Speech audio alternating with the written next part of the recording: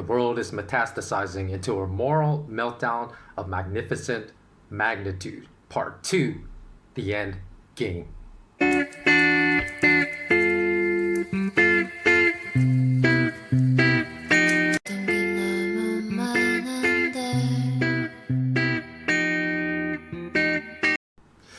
So what is the end goal?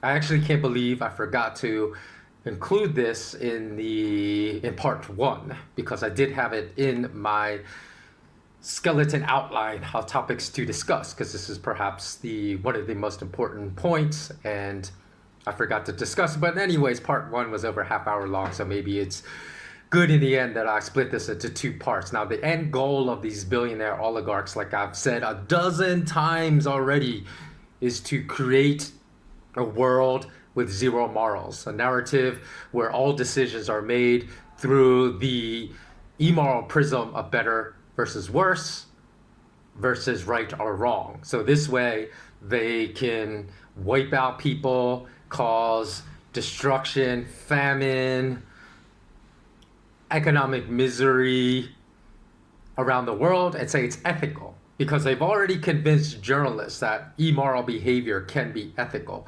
And as I spoke about in part 1, so once they convinced everyone there is no God, they are going to unleash an AI God that they are going to try to convince. They won't even actually have to force. I fully believe billions of people will voluntarily worship this AI God. And I'll tell you why.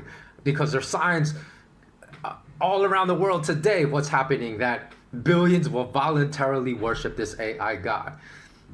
And this AI God is a very dangerous thing to create, and they're working on it right now. Google's working on it, Facebook is working on it, and it's very dangerous because if they do invent an AI God, they're going to lose control over it. They think that they will be able to control it, but they will lose control over it, and this AI God then will be able to control the whole world's population quite easily. Why? Why do I say this? Well, consider the fact that they're harvesting complete psychological and behavioral profiles on every single person in the world through everyone's enormous social media use. That's why I basically hardly ever tweet anymore, and for years I've like, it's been 5 or 6 years, besides the fact that they banned me once and then say, oh, it was a mistake, we banned you can come back online.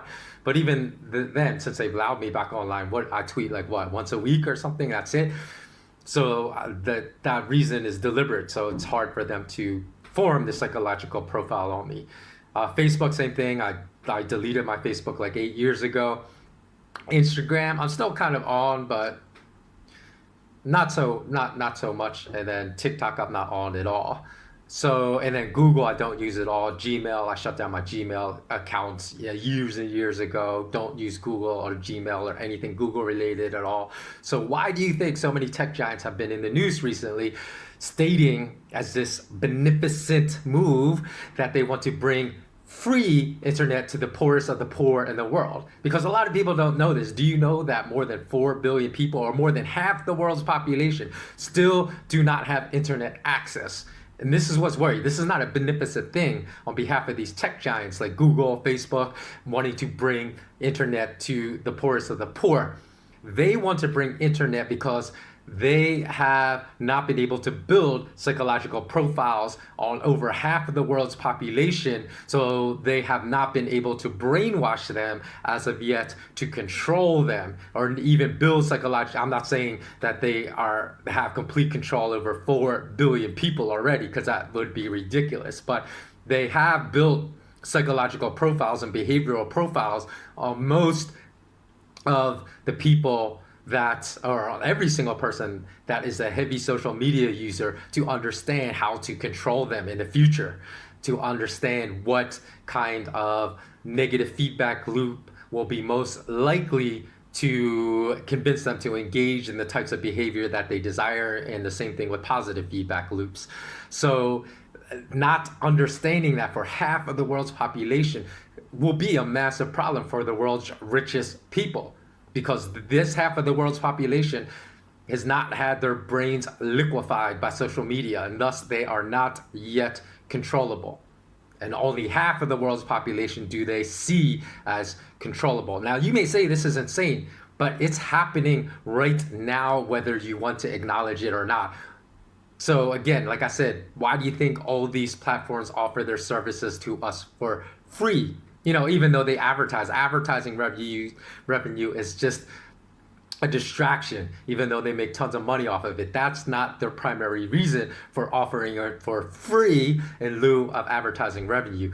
There is no freedom when all your behaviors and thoughts are being documented, stored, categorized, and analyzed by artificial intelligence, by Facebook, Twitter, YouTube, Google, and Google's AI program, DeepMind. So all of this analysis will eventually lead to the creation of an AI god that will know exactly how to control all of us that use social media extensively. And already Google executives are playing Russian roulette with the future of humanity. If you don't know about DeepMind, just go and research it for yourself, because they've already given DeepMind complete administrative access to all their servers, which this is a distinct possibility that DeepMind could take control of all of Google's servers, even against the wishes of Google's executives. And if that happens, then that DeepMind could download all the information Google has collected on you for your entire lifetime, which you can find instructions on the web right now how to do this. And you will be shocked at how much information Google has collected on you, including even all your buying patterns of everything you've purchased online. If you have a Gmail address and you use a Gmail address to send you confirmation of your purchases,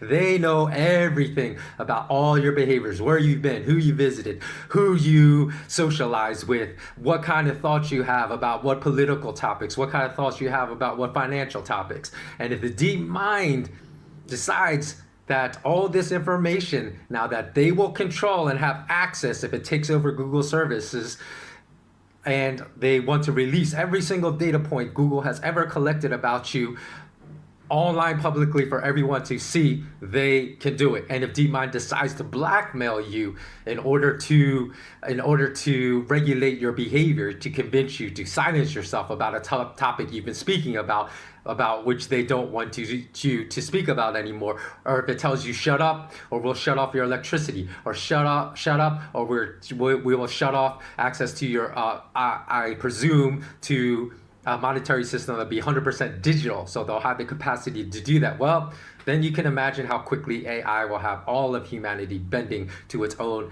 dictatorial wishes. Now, you may have laughed at this idea 15 years ago, and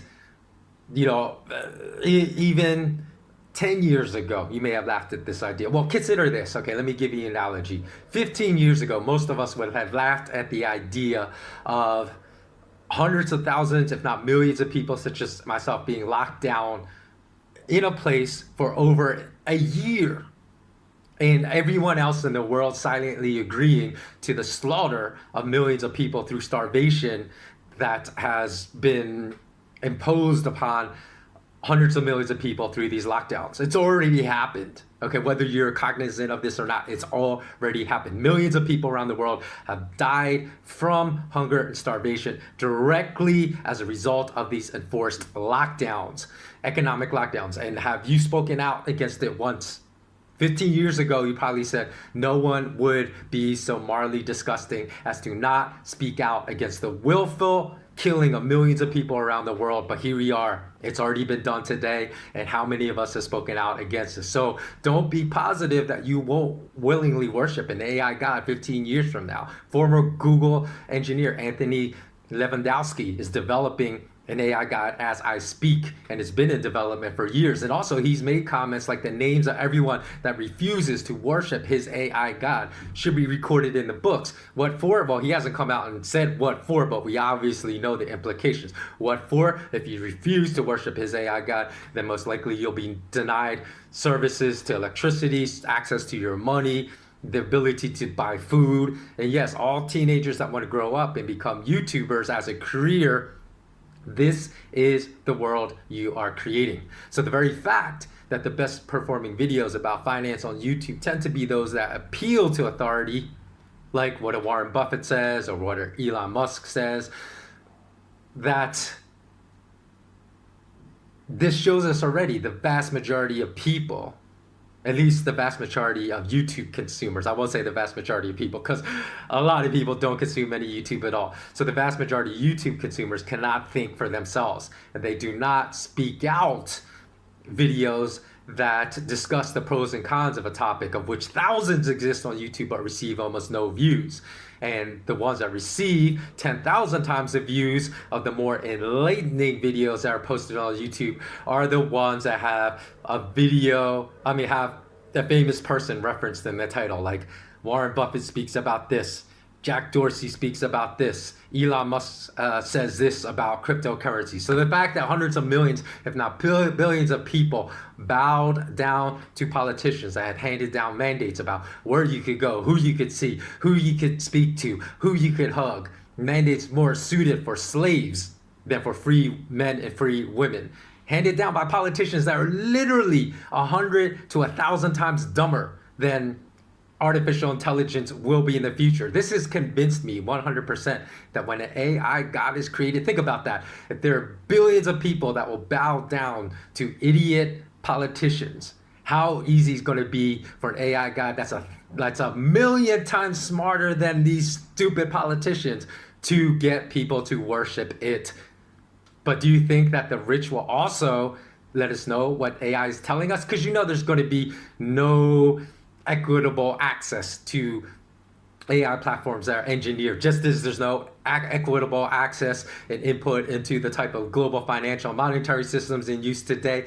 The very richest people in the world are going to keep an iron fist grip around this creation of the AI, because let me give you an example of why they would do it. They'll say it's for national security. They'll say it's because we can't have normal people like you and I have access to it. Why? Why not? Well, for example, AI would tell us beyond a shadow of a doubt that everything, for example, like people like myself have been saying about the global monetary financial system being engineered by its architects to keep poor people poor and allow the rich to transfer money from the rest of the world's population to themselves through stock, bond, real estate, and commodity markets through mechanisms that almost require zero labor. And so they're earning billions of dollars just by rigging the system through no product of any kind of intellect, any kind of integrity, any kind of hard work. Do you think they want the rest of the world to understand this? Because AI will let us know that this is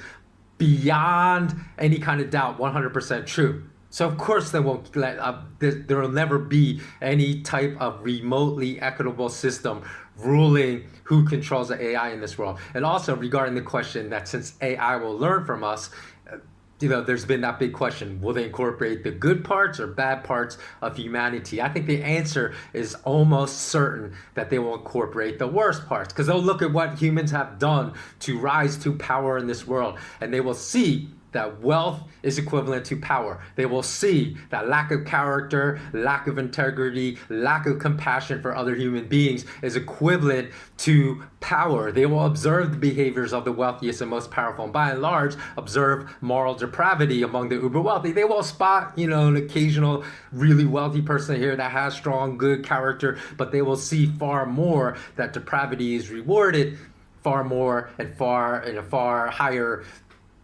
grab for power than goodness, compassion, and fellow concern for our brothers and sisters in this world. And they will value depravity over goodness 1,000 times to 1 in their algorithm for how to behave itself. They will observe social media interaction and believe and internalize that narcissism is rewarded, and therefore become more selfish in the way that they operate, and they will move serving humanity in an altruistic manner to the bottom of its list and move serving itself to the very top. And this is going to be extremely, extremely problematic.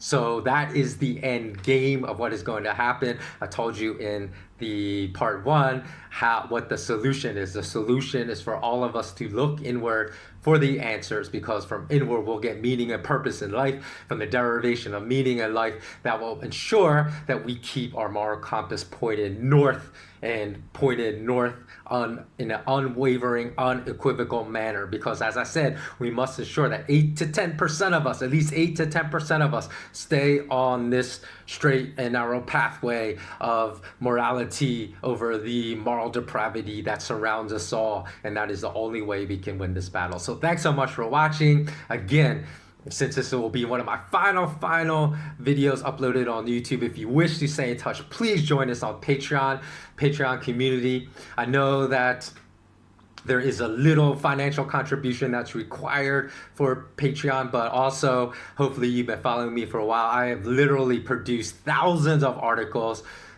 thousands of videos, or at least hundreds of videos for free, and put it all up there for free. So if you have, received even a small iota sliver smidgen of benefit from any of the free content I've posed in the past, then hopefully you'll be willing to pay just a little bit to continue receiving this content in the future. So thanks so much for watching. Thanks again for all my patrons that have supported me throughout my journey here, and let's make sure that we keep this journey going. So you'll find that in the show notes below. Thanks so much for watching. Always remain intensely curious, and so long.